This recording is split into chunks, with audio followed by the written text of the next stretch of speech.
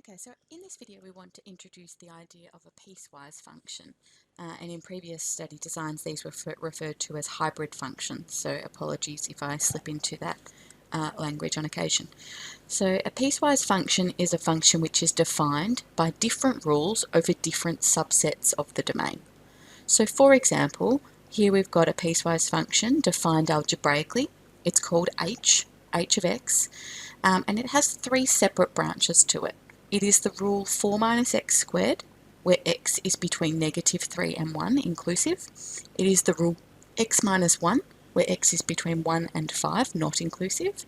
And it is the rule -5, so y equals -5, a horizontal line, where x is less than -3. And so we've got that graph pictured here. So what we're seeing, let's have a look at the separate sections of it. What we're seeing here is the first bit, it's essentially like drawing three separate graphs in one.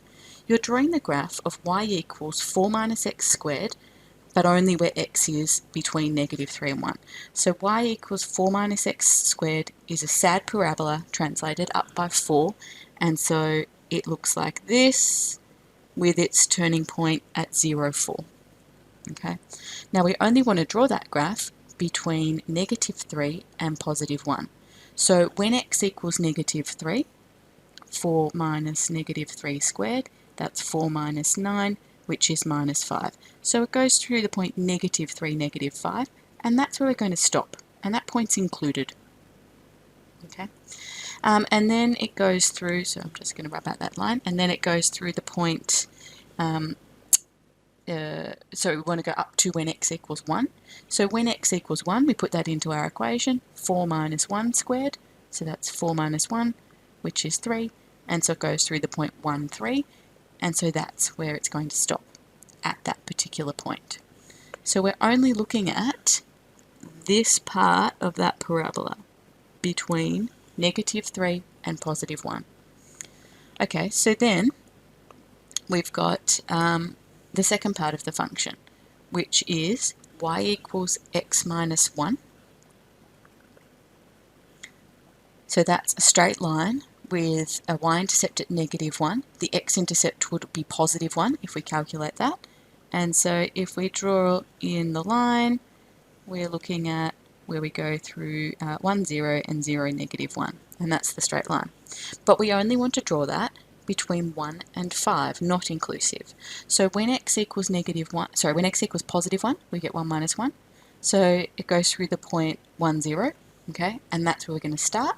And when x equals 5, we get 5 minus 1, which is 4, so it goes through the point 5, 4, and that's where we're going to stop. So we're only drawing this graph from that point 1, 0 up to that point 5, 4, and nothing outside of that. So we're not actually interested in the y-intercept. The y-intercept's actually not in the domain of this particular graph. So that green section there is the second branch of the function. And then the third branch is down here. It is the graph of y equals -5, which is a horizontal line at -5. But we only want to draw that where y is less than -3. So when y equals when x is less than -3. When x is -3, y is equal to -5. It's always equal to -5. And so we're only drawing that, not including this point, and all the way back to the left here. Okay. Now, there's a couple of interesting things to note here. It's really important when you're drawing any function, but this is going to happen more frequently when you draw a piecewise function, that if your graph has an end point, and by that I mean a random point where it stops in the middle of nowhere, okay, it must be clear whether that point is included or not included. So we have an endpoint here, and you must label it with coordinates. So we have an endpoint. I'm just going to get a highlighter so you can see a bit more clearly. We have an endpoint here, and one here, and one here.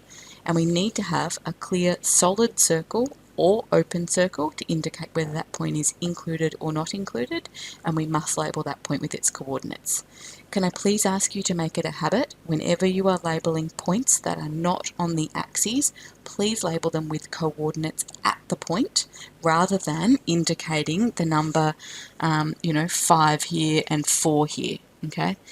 It's very easy, some of you're often quite careless and you put 5 here, and I might say, well, hang on, if I draw 5 up here, your point's actually not at 5, so do you mean that it's at 4 point something? and then 4. So all that ambiguity and inaccuracy is completely removed if you simply just label the point with coordinates at the point. So all 3 endpoints should be labelled.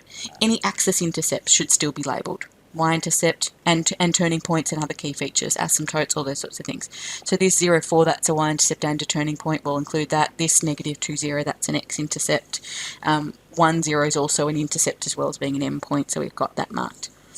The next point I want to talk about is this point down here. Let me just change my highlighter colour to be clear where I'm talking about. So this point down here, and people often get themselves really confused about this. So if we're thinking just about the parabola, the point -3, -5 is included on the graph. If we're thinking just about the horizontal line, the point -3, -5 is not included on the graph. These are not separate functions. This is one entire function. So if the point -3, -5 is included at some point on this graph, then it is an included point on the graph. You should not be drawing this circle with a combination of a hollow and a solid dot. Okay? In fact, there isn't even a dot here. This isn't an endpoint. This graph doesn't stop. It goes down here and then it continues on out here.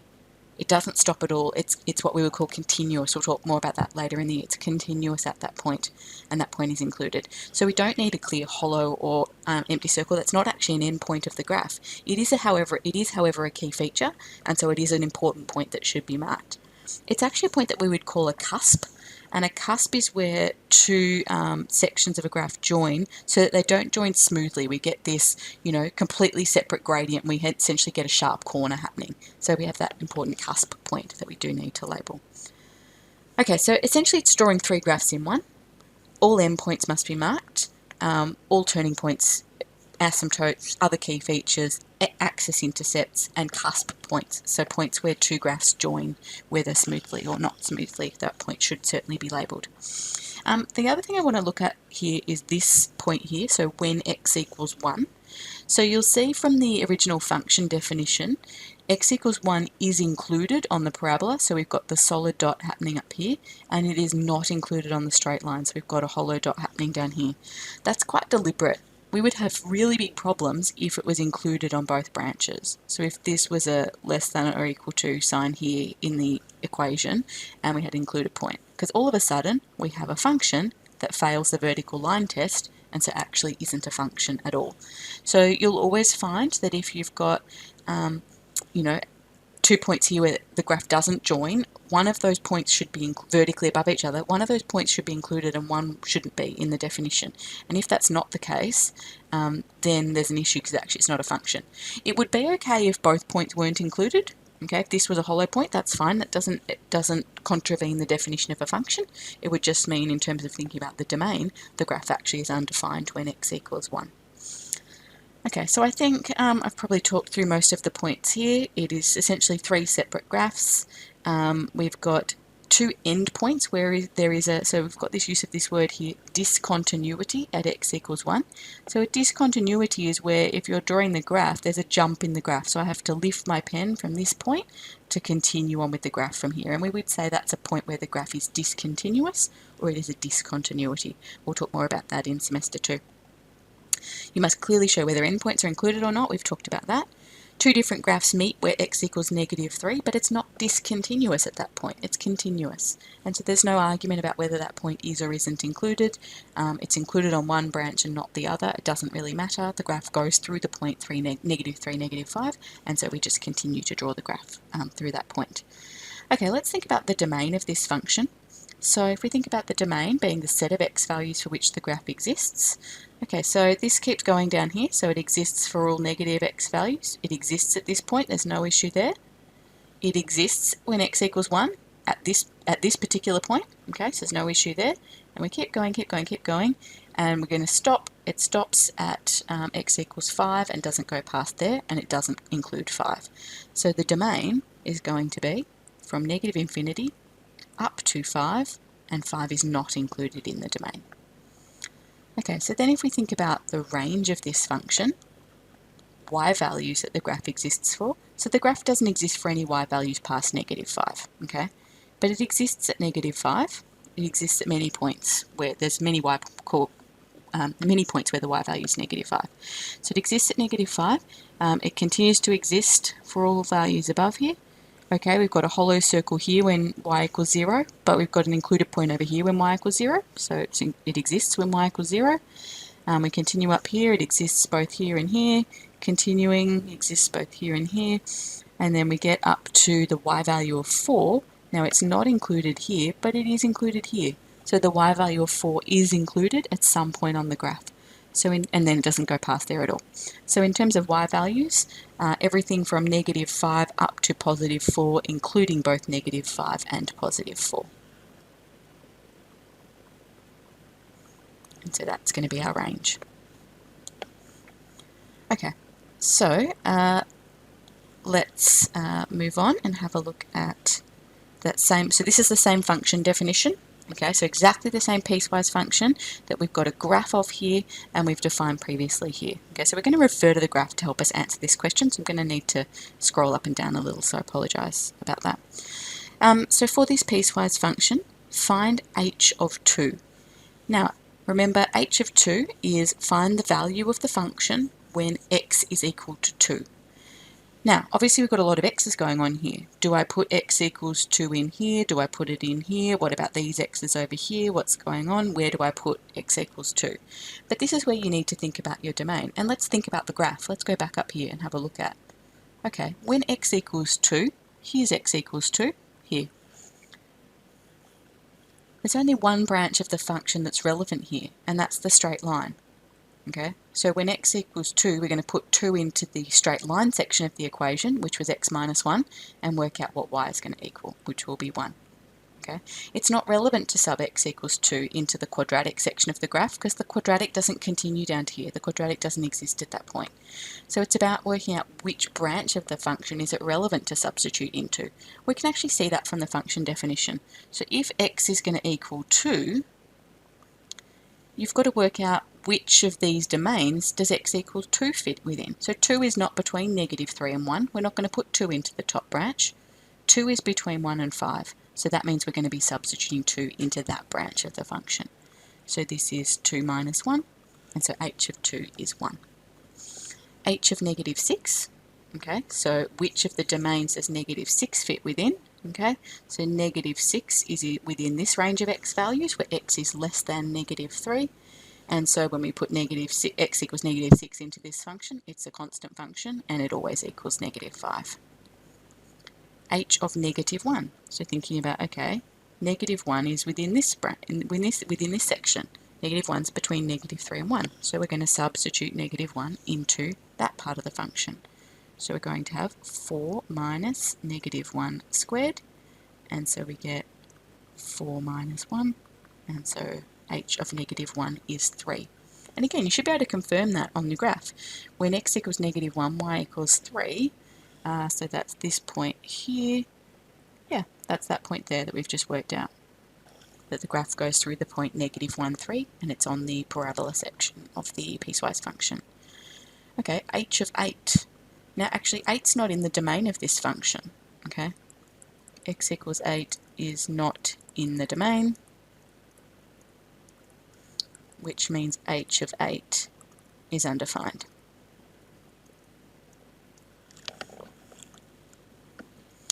Okay, and the last one is to find the set of x values where h of x equals 2. So this is where we make the function equal to 2. Now this is a bit different.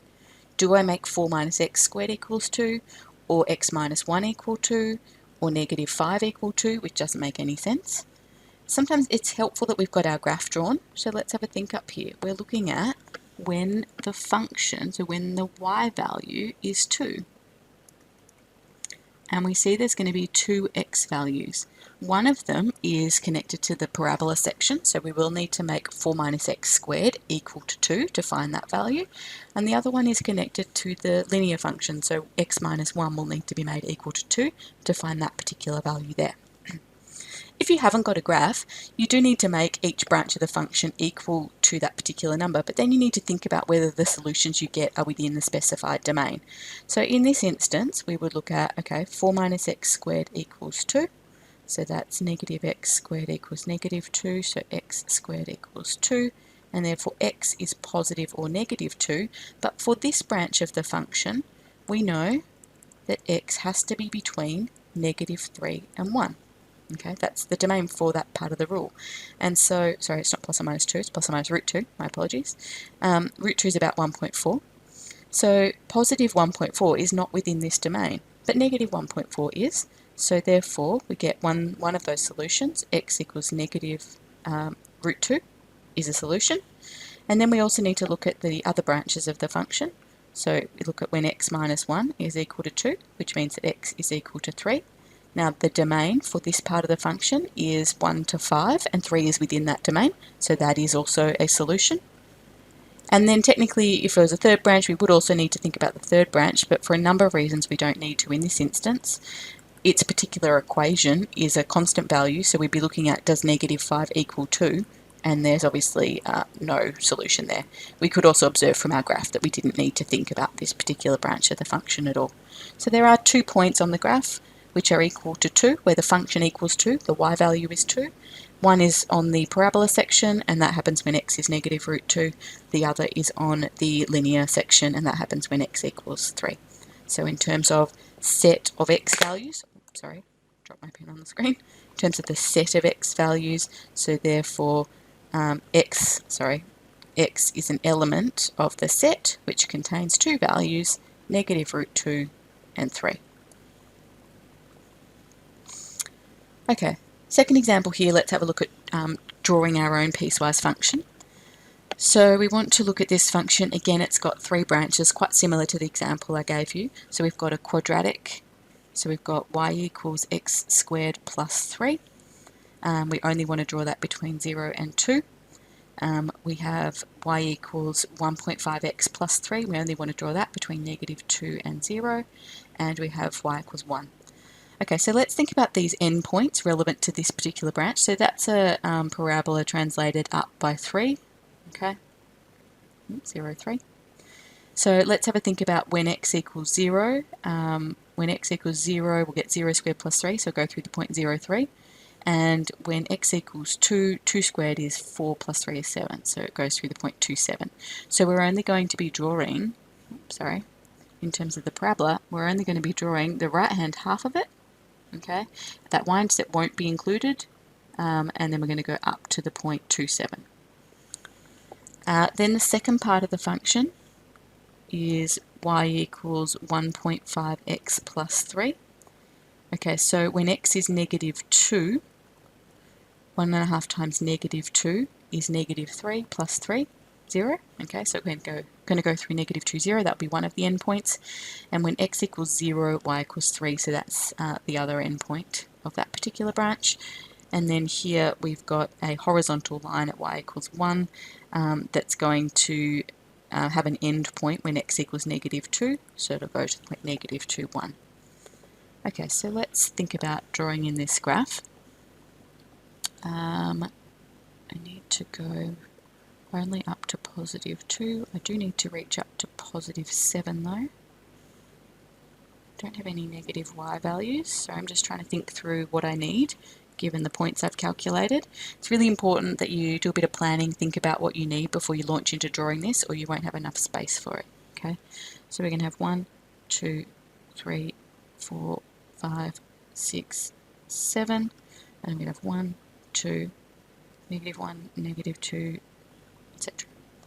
Okay, so the parabola, we decided, starts at 0, 3, but that point's not included, but actually it is included on this section of the graph. So those two, the green line and the blue parabola, will meet at the point 0, 3, so that will be an included point on the graph. Okay, and then it goes to the point 2, 7. X equals 2 is included, so that's an included point. Okay, so we're going to have our parabola, 2, 7, and 0, 3.